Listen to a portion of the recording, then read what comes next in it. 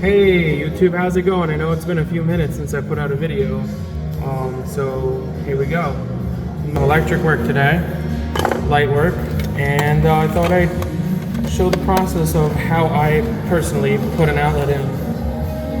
So it's gonna have a side view of what I'm doing. So what we got here, we got 2 white wires, 2 black wires, and the bare wire, which is the ground. So we take the strippers and we use that hole to bend it into this shape, like a J, for the bare wire. Then the black wire and the white wire will do the same thing. We'll strip the wire about this much, put it in the strippers, bend it to like that shape. We'll do the same thing, rinse and repeat. Just give me a second here so that I can do that for all of my wires. While you're making that bend, you kind of want to pull on the wire so that it has a nice beautiful shape over there. Instead of getting like a too round of a shape, you don't want that because it won't go onto the outlet nicely. Next, we have a 20 amp commercial outlet. So we have the green screw, which is the bare copper wire is going to go there. And we have our 2 silver screws, which are the neutrals. And then we have the 2 gold screws, which is the black wires go there. So the neutrals are the white wires. So we take the outlet like that. We put the ground wire or bare copper wire in there. We use our strippers to close the end of the loop around the screw. And we put the end of the loop going clockwise. So when we tighten it down, it tightens the wire down. So it doesn't, if you put it the other way, when you tighten the screw down, it loosens up when you tighten the screw. So you always want to do it this way so that you have a nice tight connection. Just bear with me while I make the connections. You never want to strip it too much. You don't really want the end of the copper. I don't know if you can see it right.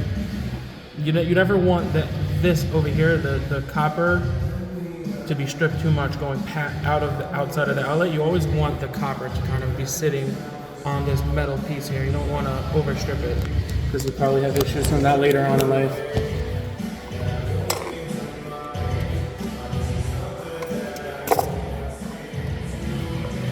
I find it easiest when you're trying to get the wire under the screw, kind of like bend like a little offset, bend onto the wire to get it under the screw easy. And because this is commercial, I'm dealing with 20 amp or 12 gauge wire. And so it's a little bit tougher to work with than 14 wire. 14 gauge, I'm working with 12 too right now. So now the next step is just getting it in there. And you just kind of want to look on the sides of the outlet to make sure that none of the ground wire is not touching the neutral screws, and that, nothing's, this box happens to be plastic, so I wouldn't tape it.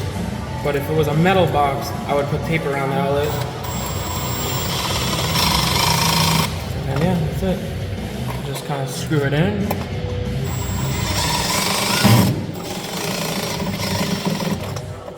I'm using an impact drill, that's why it's making that funny noise.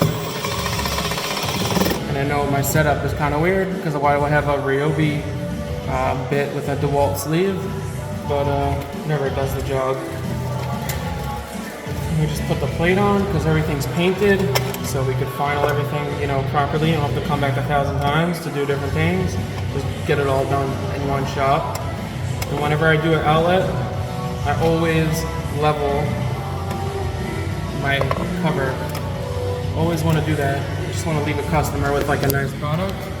I like to always line my screws up and down just because it looks nice. And yeah, that's how I do my outlets.